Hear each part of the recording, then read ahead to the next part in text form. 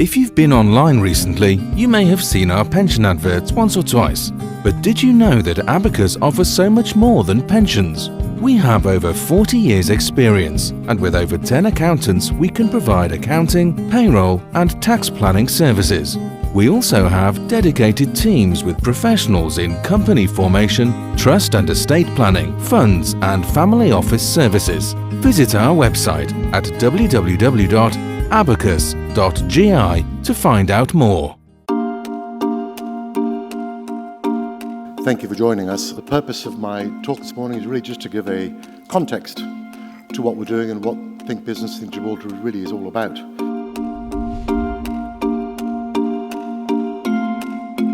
It is part of Gibraltar's growing international appeal that we welcome people travelling from so many places across the globe to share in our events.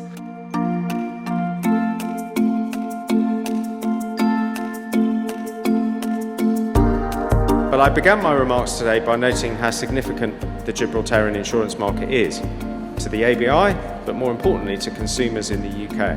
And we remain fully supportive of this market and of the choice that it gives UK customers.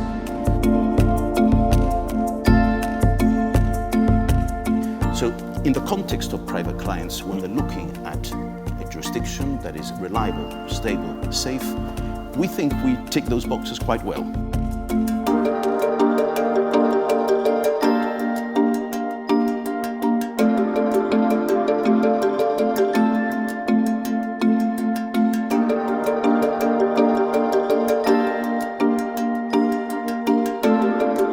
I'm very excited about it, and I think now is the time really for managers to start really looking at other alternatives other than just looking at the traditional, is it Luxembourg, is it Ireland in a post-Brexit world. I think now will be, what about Gibraltar?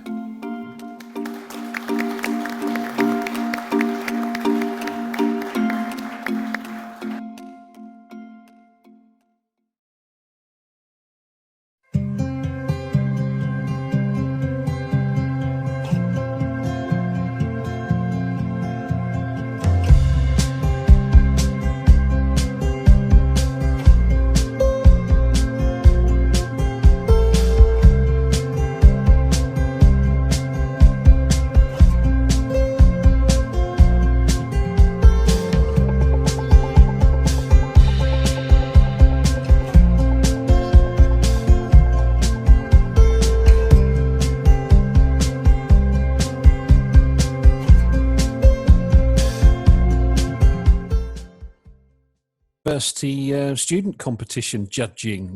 We didn't come to any fisticuffs, but actually really enjoyable part of the job, I think, in terms of trying to help and support that next generation of entrepreneurs. And that's what I'm lucky enough to do most of the time. I work with a host of organisations that are community-based across London and the South East. So universities, councils, colleges, community organisations, enterprise agencies. The list is pretty endless, really, but all those who share an ambition to help people start or grow a business. And there's one sort of lesson that I've learned very, very early on, and people only want to know what you know when they first of all know that you care. And so very much my first sort of aim of kind of getting to know an organisation or a person is kind of listening and really understanding what it is that they're trying to achieve or what barriers they've got in front of them. And more often than not, there's solutions that we can put in place to help them. So, it's a real pleasure to meet such a mix of people and help them with their ambitions. That's great. So, Chris, tell us a little bit about what you do. We worked together before, and I also stole the title from one of your recent blogs, but just for those who don't know you, can you tell us who you are and what you do? Yeah, sure thing. Hi, everyone. I'm Chris. I'm the CEO of Social Inc. And we are a digital marketing agency on a mission to put the social back into social media. We believe everything online is about conversations and building communities, and that's what we really try and focus to do. I started back in 2008 in Gibraltar, and in 2014 I made the move back to the UK, and currently I find myself in the south of France because I came for a 2-week holiday just before the lockdowns happened, and that was 4 months ago. So that's a little bit about me. It's not a bad place to be in lockdown, though. right? I can't complain.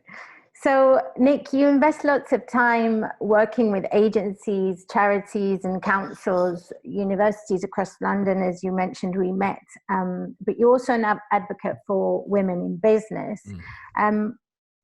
You give them support and advice on how to get started. Why do you think it's important to have that support network and the work that you do?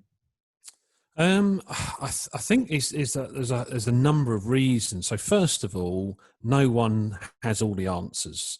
So I think it's absolutely imperative that you start to build your network, you start to build a relationship with other leaders, other experts in different fields, so that as and when a question crops up in an area that you're not familiar with yourself, you're not saying, no, sorry, I can't help. You're saying, I can't help, but I know someone who can. So I think that's hugely important. As I mentioned earlier, sometimes there are different groups and different communities where actually we need and we want to work harder, because I think in terms of what's gone on in the past, I think there is a bridge to be built. And actually, if you look at the ethics in terms of not just women in business, but also in terms of our different ethnic communities that we're very proud to work amongst, there are some very real disparities there. And I personally, as a kind of a white privileged male, I kind of feel that I want and I need to do some things to try and help make that playing field more of an equal one. I think it's ethically the right thing to do, but I also think from a business angle as well, then there's a wonderful opportunity there. There was a sort of talk given a few years ago which really did sort of resonate with me, and that was around doors of opportunity. And that was where it was illustrated to us as white men who were asked to stand up in a room. If you can think back to sort of opportunities around life, wealth, jobs, business opportunities, and actually think about the doors that you might have passed through. And then we were asked to sit down, and then the presenter explained that actually the number of doors that you have passed through are the ones that you've gone through and you're aware of. Think of how many other doorways have had to be sort of questioned, challenged for women or for members of the different ethnic groups to actually prove themselves. Is that discrimination aspect there? And so I want to be there, sort of try and hold as many doors open as possible. It's great to talk about these issues openly, actually, and I think what really made me want to take it a step further and get to know you better in a more in-depth fireside chat was the fact that I witnessed firsthand that you fought the corner, as you mentioned in the judging panel, for one woman who was in the minority group, who wouldn't have stood out if those issues hadn't been pointed out in terms of she would need that extra support. And I think that was the time when I just thought, you know what, Nick's the guy I need to speak to some more. So thanks for raising that and for supporting minorities. I think now more than ever is a time when we all need to address these things. So thank you. So over to Chris. You understand the Gibraltar landscape very well, and you actually started your entrepreneurial journey there. At what point did you feel it was important to get into the digital world? Well, so I think it was 2007. I was working for another company in Gibraltar, and the online space was getting bigger, stronger. It was proving itself more and more value already, whether it be websites, email for communication, but then obviously with Facebook opening up and social media becoming a big part of things, we realized that from my side of things anyway, marketing was going to go more and more onto these platforms and get more and more involved. Obviously, no one knew which ones were going to work or not work. Otherwise, I would have invested in Facebook and I wouldn't work today. But the idea for small businesses especially was that that was a great way for them to be able to actually build up what they were doing. And it was also a very cheap way at the very beginning as well. We wasn't reliant on heavy amounts of ads or anything else. It was just a very quick and clean, easy way to do it. So after sort of looking at that for a while and realizing that maybe there wasn't as much career progression as I would have liked or as I needed at the time, I decided to go off and do my own thing. So it was 2008, September, and I had rented a very small office in City Mill Lane, paid 6 months up front, and sat there in my first 2 weeks, I believe it was, and watched the Lehman Brothers go under.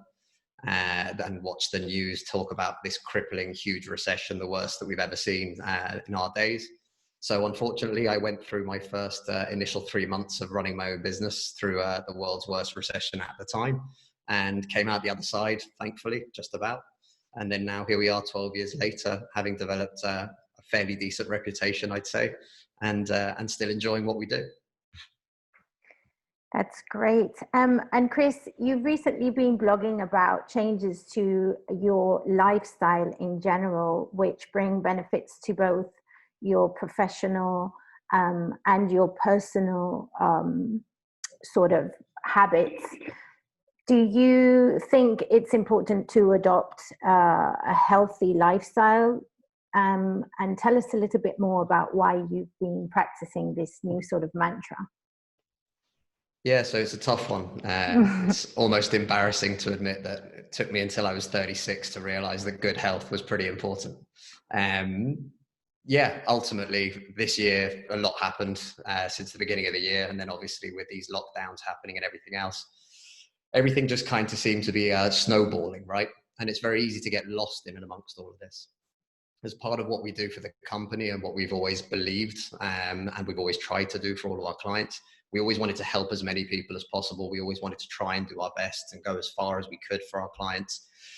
And during the time of the lockdown and just before it, I'd started sort of working out a little bit. I'd started eating healthier and hadn't really thought much about it. I always approach these things as basically 2-week challenge or a 30-day challenge, like I've just started again today. And the idea is always really simple, right? What happens if I do this, or what happens if I don't do this for X amount of time? Let's see what the results are. I'm fairly data driven, hence probably my choice of business or my choice of company. But the idea was really simple. It started off just like that. So what happens if I eat really healthily for 30 days? That rolled into the second month. Then what happens if I start to exercise and then suddenly you realize that you've got more energy? Then what happens if I cut down my coffee intake? So anyone who knows me or anyone that's ever met me knows that I could easily have 10, 12, 15 cups of coffee during the course of a day. And obviously then you'd have sleep issues that would come with that as well. So over the course of the year, what started as just simply, right, here's a challenge, let's try and read a book a month, which has turned into, I think, 14 books over the last 6 months, then turned into all of these little challenges. And the main thing that I realized again is it all comes back to business, which is starting with an end goal, right? Trying to be healthier, trying to read more, trying to learn something, whatever it might be, is all well and good. But whilst it's up there, it just sort of stays as a dream and it's something that you get to talk about. And excuse the expression, but it's a lot of mental masturbation that helps everyone to feel good about themselves and talk about what they're going to do. But actually, when you start taking the little steps, and this is where it all comes down to, it's consistent small steps that bring huge results. And that's true for marketing, for your health, for diet, for pretty much anything. And I'm not a doctor, so no one take my advice and try and do what I'm doing. But the idea being that we realized it's exactly the same. So we started to implement the same thing for companies during the lockdown process, where a lot of our clients sort of panic-stricken, whole industries disappeared overnight when the lockdowns were announced. And we basically tore up contracts. We told everyone not to panic, not to worry, not to even think about money at this stage. And we shifted everyone to a coaching kind of free once a week. We'll spend an hour, 2 hours. We'll talk about where you're at. We'll talk about what you're trying to do during this time. We'll talk about how to communicate with your customers and your audience, bearing in mind that everyone's having those kind of panic moments. And again, we implemented the same sort of structure. What could we do consistently with our clients? What could our clients do consistently? And just building those small steps. And it's amazing to see how quickly people transition from, I can't post all day, every day on social media, I don't have time, to suddenly they're hitting what they're supposed to be doing or what they want to do, their little contract to themselves, which might be 3 times a week. And then suddenly they're surpassing it. And this is the effect, right? It's just those small little wins. And as you start to accumulate them, it starts to feel better, which means it's far more motivating. Therefore, you're building more energy and therefore you're doing more of it. Fantastic. So we're going to come back to you, Nick. You became passionate about SMEs after meeting your first client and being inspired by them. We're going to touch a little bit about entrepreneurship and startups and why SMEs are fundamental for an economy, because I think right now they've all kind of been frustrated and stuck to a sense, and panicking also. So what's your advice for to prepare for scaling and growth in the months to come and for 2021? What do you look for in a business when they apply for funding, which I think many of them will need? Wow, there's a host of questions. Yes, actually there's many questions in one. There. So over to you. Yeah. So I think there are. If we start off with the different stages, and I do think that actually, because of the climate we're in at the moment, we ought to think about several different stages compared to sort of traditional. So I think there is survival, and I think there is combined with survival there is that adaptation aspect, and I think we're kind of moving through that now. Sadly, there will inevitably be some businesses who are not strong enough, or they're not quick enough to adapt, and therefore that might be a sort of a time to quit there. But then there will be undoubtedly businesses that have a huge opportunity.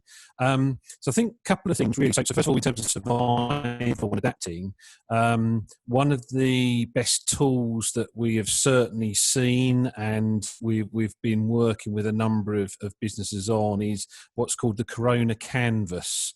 So it's a very sort of modest adaptation of the business model canvas.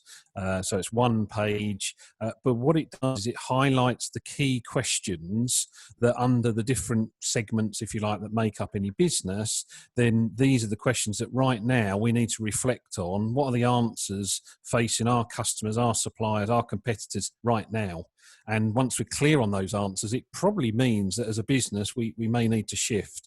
So it gives some really key pointers in terms of the change that might be needed, and making sure that change is led by the market rather than the founder and perhaps the opinion that the founder thinks is in front of them. I think two other things are really important as well. So one is, for example, there was a survey done, I think it was early April. Around 70,000 households were included in this survey across the UK, and when asked, 36% said their household income had worsened as a result of Corona virus, but 25% their financial position had actually improved, because they were in a position where the income or salaries or whatever was still coming into the house, but actually they weren't going out, they weren't going on trips, they weren't buying coffee, they weren't buying petrol and things like that. So actually there were a portion of consumers who actually had a sort of a slightly different setup and were in a slightly different position. I've also had from a number of different owners their wish list suddenly starting to come true. Let me explain that. So I heard, I don't know if you know Richard Curtis, fantastic guy who founded Comic Relief. And he worked with Children in Need in March, April time to put on a special event where the two charities came together, and within 2 months put on a night of entertainment, but also for raising money for good causes. And the interviewer said to him, it would normally take your team a whole year to pull a Comic Relief together. How on earth did you manage to do this in 2 months? And he said, it was easy. He said, anyone I wanted, I knew they weren't touring, they weren't doing concerts, they weren't doing this, that, and the other. They didn't have an excuse. So if I asked them, they were there and they were able to do it sort of online. And actually for a business owner, what they are starting to consistently come back with now is the key influencers, the key lists of people they really want to start working with. Actually, more often than not, they're giving them a little bit more airtime, whereas before we were busy networking, we were busy commuting, we were busy doing this. People want the engagement, they want to sort of what's happening out there. So I think there are numbers who are starting to cut through and sort of make the most of the opportunity. I think definitely your mindset as a founder is absolutely vital. I'm sure you've talked about the importance of growth mindset and kind of bouncing back from situations and being able to adapt to change. And I think that's never been truer the case. And one other sort of angle here around that survival and adapting is about communicating the change. So one social enterprise that I work with, he surveyed his customers who were parents of children that came to his group.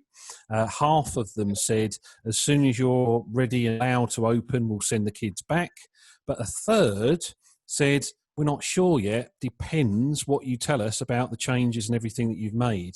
So it gave him a set of really clear actions that he needed to undertake in terms of, I need to demonstrate to staff, to customers, this is, I care about them. These are the changes that I've actually put in place. So I think definitely under the survival and the adapting, that's key. And then I think the sort of core behaviours or traits around growth, I think, I've always been there. So it's about, for me, first of all, compassion. Absolutely, that's the number one ingredient that I think you look for in any founder, because that's going to be the thing that drives you through walls, jumps over hurdles, inevitably are going to come in your way. I think traction. I think people don't always understand the importance of traction. So it might be a customer saying and nodding to say, yeah, that sounds brilliant, while they park their hard-earned money. You've actually gone through that layer and you've gone through that particular stage, then I think, again, that can prove really, really strong. And then I think one other angle that is really important is about hiring people that are better than you. I think in the past, if I've spoken with owners where things haven't gone quite so well, it's because they've made a key hire in their business, but for some reason in themselves, they've said, I can't hire someone, I don't know, marketing, for example, who's better than me, because how on earth do I manage them? And I haven't kind of given them the license to fly and do whatever may be possible. And again, that's a definite lesson coming back in terms of when you do make those hires, it's hiring people that are better than you at that specific skill set. That is a very good point, and something that people feel a little bit intimidated to do.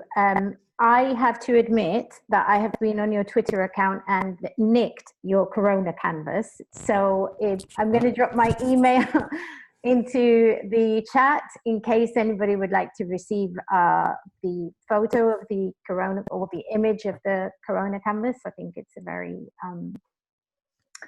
basic plan of survival for SMEs. So I'll just do that when Chris starts answering his next question. Being in the digital space and seeing how things have evolved at the moment, what are the best uses at this stage, would you say, for technology and social media to help with startups and SMEs?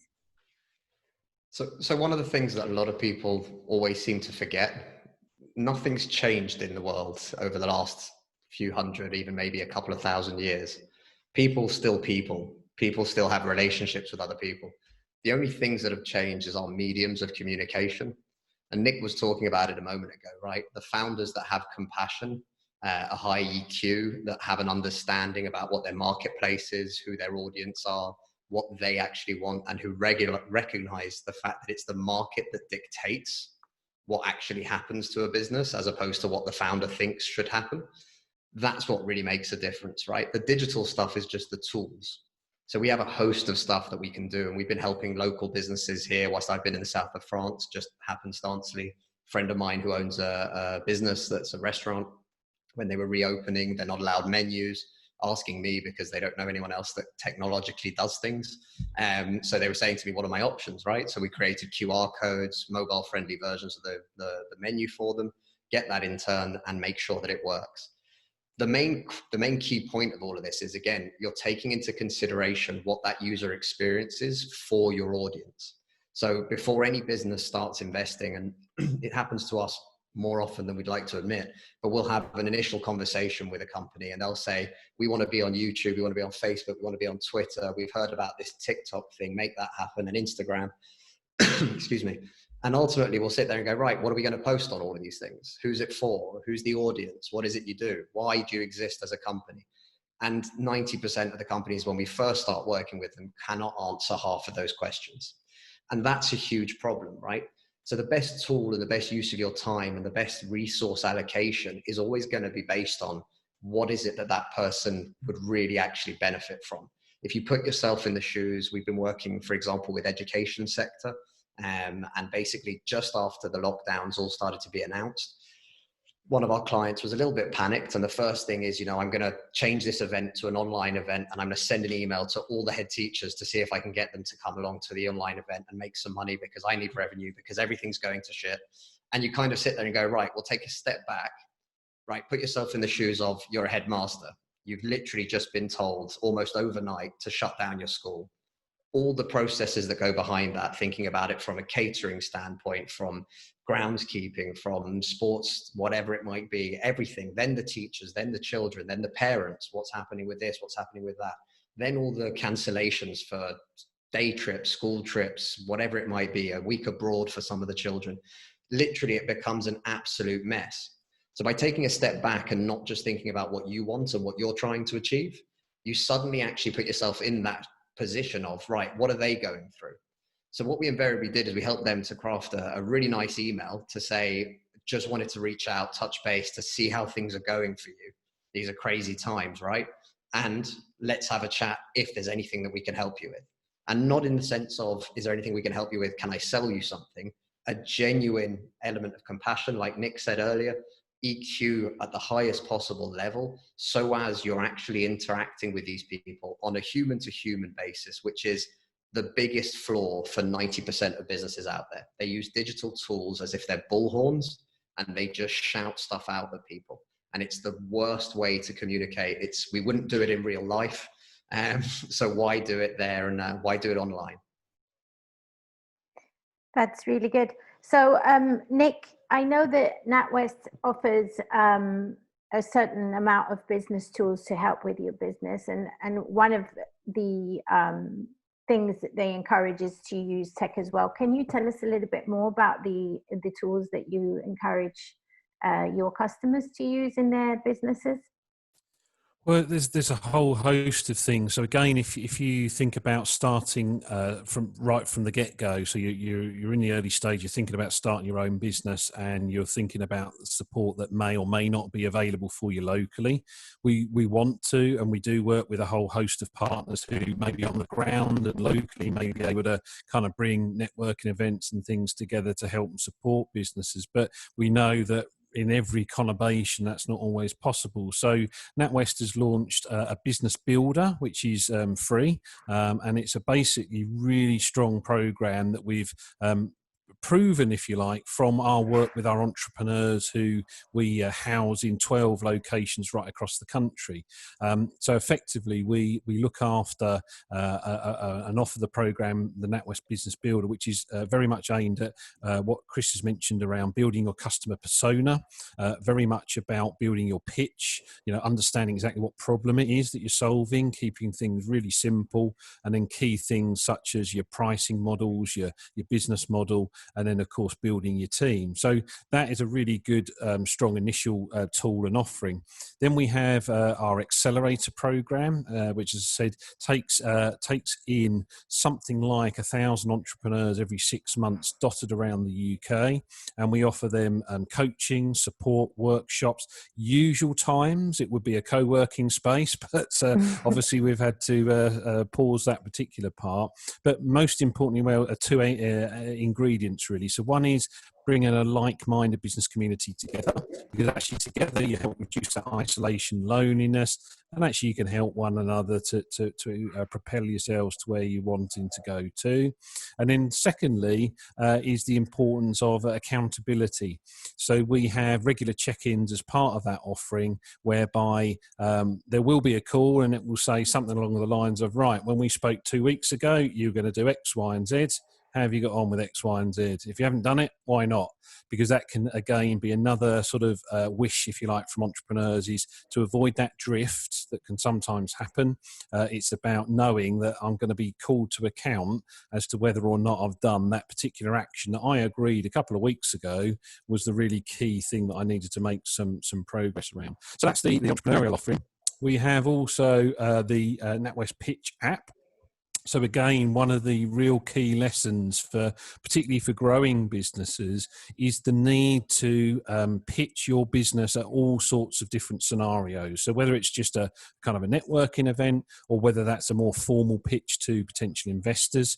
So we have on the App Store at the moment, we're testing it all out, the NatWest Pitch app. So it enables you, it guides you towards bringing different parts of your pitch together, so that if you were ever in that situation, you can kind of be ready and actually have it in your toolkit ready to go. The fundamental part to that is that whichever audience you're presenting to, we do encourage you to think that the audience are 8-year-old children. Because actually, if they get what your product or service is all about, then the chances are anyone will get it. That can often be a real challenge in terms of overcomplicating things, because we've got wealthy or clever people in the audience. They are, but don't overcomplicate things. Keep it beautifully simple. And then another really good example, and the last one I'll conclude with, is a really good bit of support that we have for our customers, which is Free Agent. Now, Free Agent, interestingly, was actually a business that we had in one of our accelerator hubs up in Scotland about 4 years ago. And they basically provide innovative bookkeeping software to help businesses do bookkeeping on the go, keep tabs on things, and get notifications as and when things are coming in and due for payment. And the main reason that we enhanced that as part of our business account offering was because we had business owners, particularly the small business owners, who hated Sunday afternoons. And they hated Sunday afternoons because that was the time when they had to spend an hour or two to just keep the books up to straight.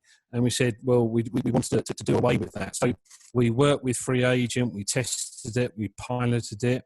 And actually, about 8 months ago, we acquired the business, because actually the feedback that we had from business customers who used it as part of their account opening package with us, it was just really, really good service, and it was a really good service added value that really helped them with things. So there's loads more I can talk about, but there's just 4 to start off with.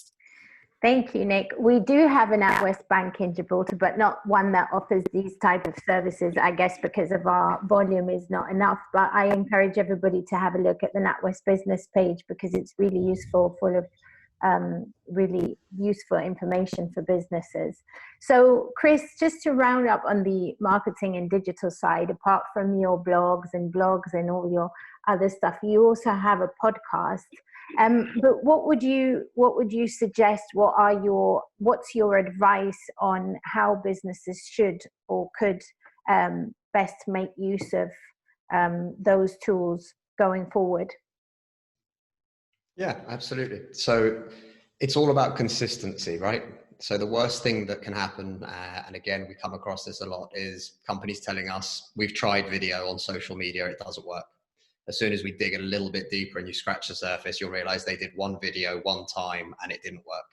So everything online today requires a lot of effort and a lot of work. It requires consistency. It requires showing up, being genuine, being authentic, and actually making a difference, because you have that continuity. What a lot of businesses don't realize is you can run a promotion, you can run ads if you want to, and you might get some sort of limited amounts of success from it. But building a community around your brand, building people that actually care, that want to share, that want to be involved, that want to do anything else, is hugely important. And there is no quick fix for that. There's no magic button. We have clients ask us, how do we create a viral video? And I said, you get lucky. Also buy a lottery ticket just in case, because if it all pans out, you'll be fine. But the reality is that's not how it works, right? The more likelihood is that you're going to create a ton of content and one day something will go viral. If you only create one piece of content, nothing will ever go viral. So in terms of the different channels and what's available, everybody's different, right? I like to play with a bit of everything because we do a bit of everything for work and for other clients. So it's useful for me to understand what it takes to be able to write a blog, what it takes to be able to make vlogs, what it takes to be able to make a podcast, websites, anything else in between. But for the majority of companies, just starting with one thing and making it, we call it a challenge, right? Even with our clients. So challenge yourself, 30 days and you're going to write 2 blogs a week, for example, or 30 days, you're going to release a video every week, whatever it is, even your social media presences. So LinkedIn, if you're a personal profile, then you're the champion of your business. You're a CEO, founder of a small business or a startup.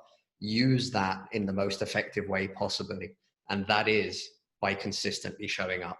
And it sounds ridiculous and almost like the most simplistic of advices, but before you spend money on creating amazing videos, before you spend money on graphic designers and other people, start showing up and start having conversations. We had an example recently with a client of ours who set up a Facebook group for her new app. Within 48 hours, had 600 people on the group. Fantastic, great response. And she said, but the engagement is a little bit low. And one of my first questions was literally, have you asked them anything? Are you constantly telling them things or are you asking them? Because, you know, the way we have a conversation is not by shouting at someone. It's by saying, hey, how are you today? And then they reply. So simple things like that, asking a question on social media has far more likelihood of having a response, i.e. engagement that everyone so desperately craves and that needs for work and for results. But actually most people aren't doing it, right? Shouting out that you got a 2-for-1 offer is great every now and again, but actually having engagement and having a conversation, which is where you'll learn the most about your target audience. You'll understand the most about your customers, right? There's nothing wrong with having even negative feedback coming through these channels, because if you're taking that on board, you're learning from it and actually you're improving your service. You're building a better business for tomorrow and you'll be able to better serve that audience in the future. So I think that's something that's really important, whatever it is that you do decide. So it can be vlogging, creating videos for YouTube, just trying different things on your LinkedIn profile, right? People often say to me, it's a professional thing. It is a professional thing, but whether you're in B2B or B2C as a business model, I'm buying off another human being. I know that. So I want to talk to that other human being. People that come to us will buy off myself or off my other co-director.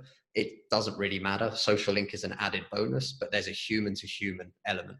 And that's often forgotten about. As soon as we go online, people seem to throw out social norms and just focus purely on selling or pushing or shouting from the treetops, which is a real negative as far as the online world is concerned. So I also actually, one thing that was missing from that question, which is a little bit on a tangent, but it's good that you mentioned buying towards the end of your answer, is what do you recommend within the e-commerce aspects of a business as people will turn to online more and more, or they have already done? That's one of the things. And I think to sort of close off your insights, what do you think are going to be the selling points between Gibraltar and the UK going forward, looking at things like Brexit and this current health crisis? They're the bad words. Yeah, that last question, I almost want to just, can I ship that off to somebody else or phone a friend? So the first one was about e-commerce, if I remember. Yes. E-commerce has been proven already to make a huge difference. One of the biggest stories of potluck but huge successes is going to be for Marks and Spencer's in the UK, who bought Ocado just before all of this was actually kicking off, and they're in the process of, they'll be replacing all the food from Marks and Spencer's, from Waitrose to Marks and Spencer's. Now, buying out a business that is 100% online and is focused 100% on e-commerce at a time like this is absolutely epic, right? You can't plan that kind of strategic move. And that is what's happened. If you read some of the comments from them, life has changed completely for them, not just for their clients. They're realizing it. The purchasing decisions have changed completely. People are currently focused on themselves, their home, their family, and what's going on in that tiny little bubble. So things are slightly different now from what they were 6 months ago, when it was, maybe I'll get a nice new suit to go to work and look a little bit smarter in, or I'll pick up a couple of new shirts because I keep going through my shirts really quickly because I have to go to the office every day. All of those things have changed. We've spoken to quite a few businesses that are in fashion and retail kind of businesses online, and they're struggling if they're in that high-end, nice to go out kind of clothing. And actually the people that are doing really well are the ones that have transferred really quickly to start creating new lines of super comfy gym jams, right? You're all at home, you're stuck at home, you might as well sit around in your gym jams and feel really comfortable and just be on the sofa. So there's a couple of examples of companies like that. I think it was Boohoo, one of them, that actually made a big change and a shift. And they moved very quickly because of it. Things like decoration, home decor and home improvement have seen huge demands. And obviously the big businesses, right? Big businesses like Google, like Amazon, like Apple, they haven't felt a crunch as such. Their services, their main offerings, what they currently do, what they continue to do, they're having to change the way they do it, but actually everything behind the scenes is still working. And for things like Amazon, right, they've seen huge spikes in numbers, and you just have to look at the share price to see just how well they're doing. So I think any business today, if you've got a small retail store, for example, I would be trying to figure out how you can future-proof your business.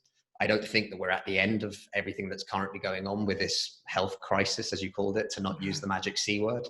But I think there is still going to be more to this story. We're not quite there yet. We don't have a vaccine. It's not all game over and everyone gets to go back and happy and carry on. So I think there's a lot of planning that could be happening right now so that a small retail store, should anything happen, could continue to work by being able to offer their wares, whatever it might be, as an online service, as an online product that can be purchased through e-commerce. And some of those shifts don't require hundreds of thousands of pounds. If you're a small business, you can start by using something like Squarespace on your own. It's a fairly intuitive system, and you'll find a lot of YouTube videos, but it will allow you to get those basics up and running whereby you can sell your products online if you have to shut down. So that's something that's worth thinking about, and I would recommend for everyone to invest in. What was the second question that I'm trying to avoid?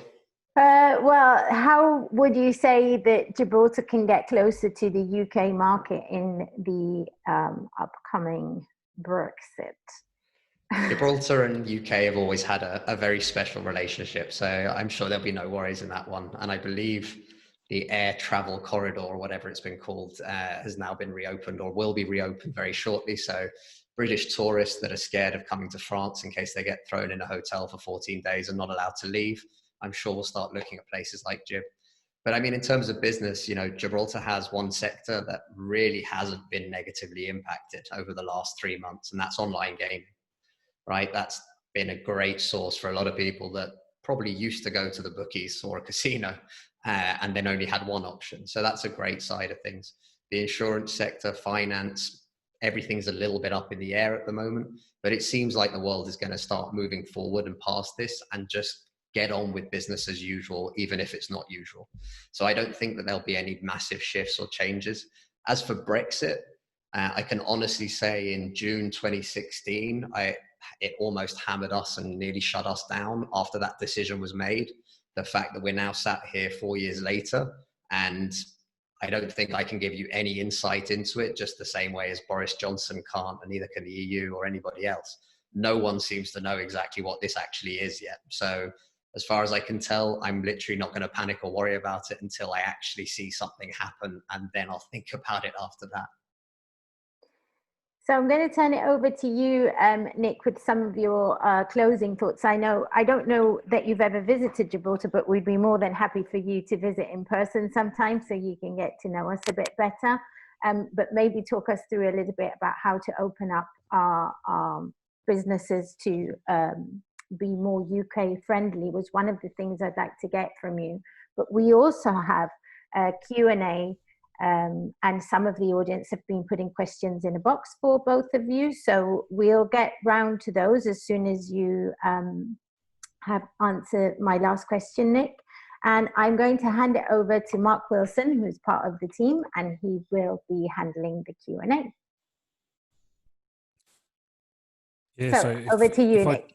Yeah, that's right. So just a couple of bits, just to add to what Chris has said, completely agree in terms of that customer persona. I mean, it's such an important thing in terms of knowing how best to engage with our customers, knowing which platforms they're likely to use. I think quite often we can underestimate the importance of a contact strategy and how brilliant an opportunity social media of different forms can be in terms of that touch point, just reminding that customer that you're there, you're adding value to the relationship, and as and when the need arrives in their lives, then suddenly you're there. But I also think as well that and particularly in these changing times, I think revisiting what I call the customer journey is where we sit on that customer journey. The product that we offer, that's usually where we meet the customer, and trying to develop a really deep understanding of where they go before that, and the professionals, the other businesses that come into contact with them earlier than we do, again, I think is another really big, strong opportunity for people to look at. I think with regard to the big crises that we're sort of working through, I mean, there is definitely one summary or one sort of saying that I think is coming through loud and clear, and that is control the controllable. So I think with a lot of businesses, whether it's Brexit, whether it's with regard to COVID, I think the important thing is to try and imagine perhaps what worst case scenario would be. So with COVID, for example, we are seeing a number of independent, particularly retailers, who are kind of imagining that at some point in winter or autumn or whatever, they may have to lock down again. And one of the challenges they had before is that although they knew their customer by name, they didn't actually know their email address. They didn't really know exactly where they lived. So what a number of them have tried to do very, very quickly is to build up that rapport, build up that database, so that if they got to a stage where they did have to shut in terms of retail operations, then at least they would be able to kind of work with them on a kind of sort of a home delivery type basis. So you're definitely seeing things like that. And I think the same can be said with Brexit. It's almost imagining the worst case scenario that you may be in. It's about understanding with any key suppliers or any key partners or customers how they could be impacted, and then thinking, okay, if that were to happen, would I be happy with that happening, and kind of would I be able to get by with it, albeit might be extended delivery times and protracted payments and things, or do I need to take some actions and perhaps consider an alternative supplier, for example? So again, they are things that are within your control. What unfortunately we can't all go to is get involved in the negotiations in Brussels and have our say in them. So I think control the controllable is definitely a strong ask.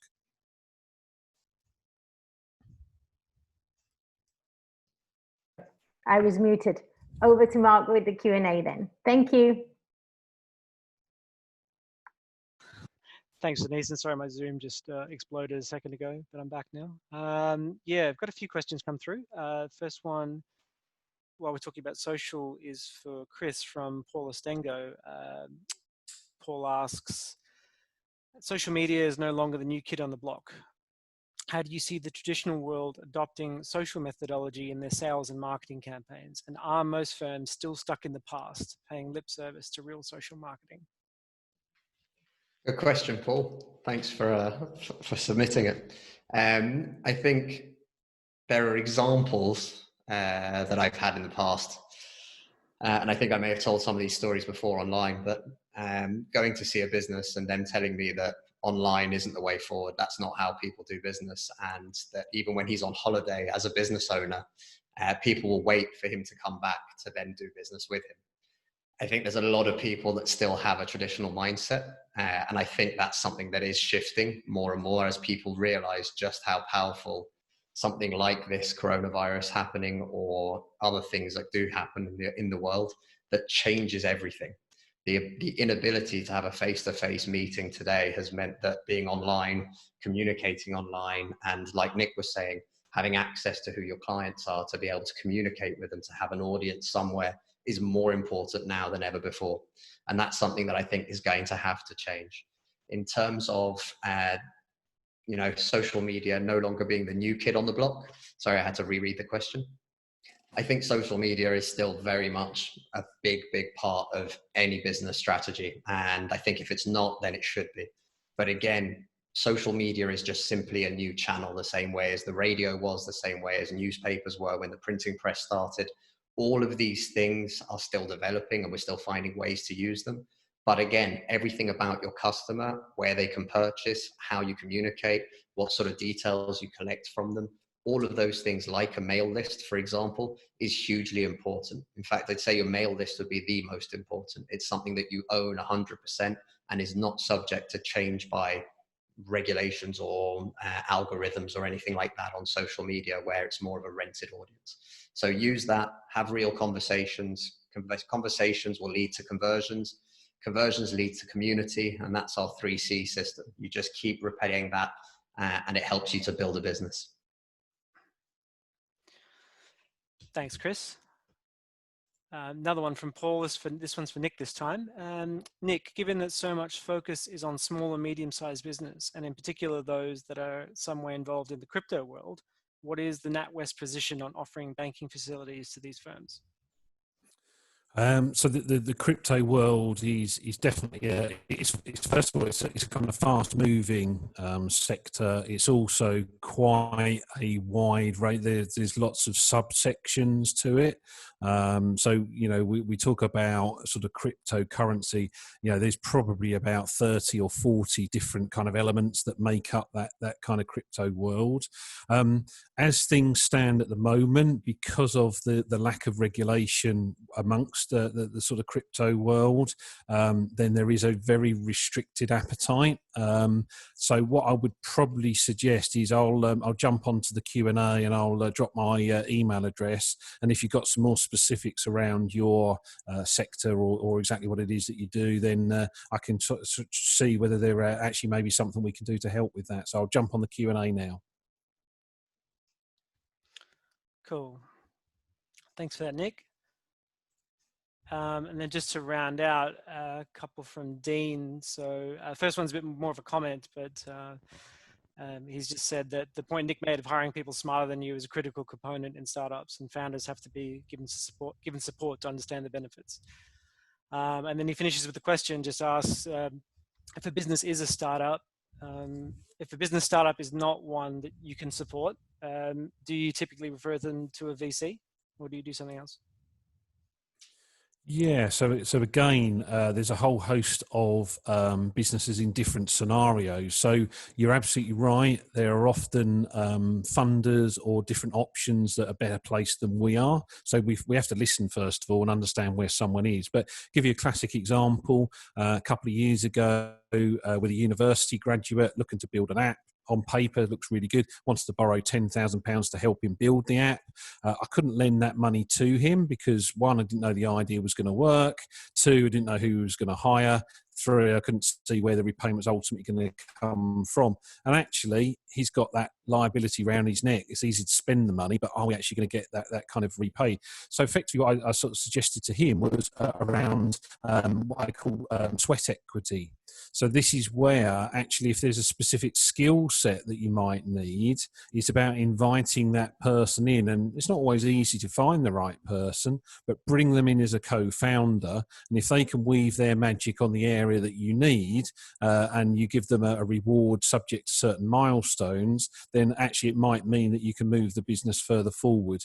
Beyond that, there's crowdfunding, there are angel investors, VCs, of course, and then in the UK, certainly there are schemes such as the government startup loan scheme. So we can definitely help with that, but we will listen first of all to understand that founder's particular scenario and where they are and what they're looking for the funding for.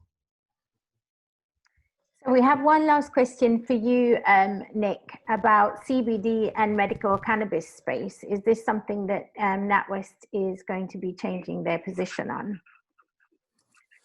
I couldn't comment on that actually at the moment. I suspect again, there'll be certain areas which, you know, as different legislation comes into play or different appetites come through, then we will always revise things.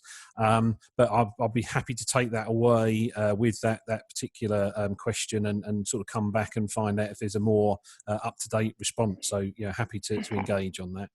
So I'll put anybody who needs to ask you more specific questions in direct contact, if that's okay with you. Yeah, please do. We have a question from Matthew for Chris about social media, and I think we're going to wrap it up with this question about encouraging all staff to work on promotion and social media, or should you have one person tasked with the job? So that's always a tricky one, without knowing company, what you do, or anything else. For your company profiles, having somebody to, you know, lead the charge, I'd say is going to be hugely important.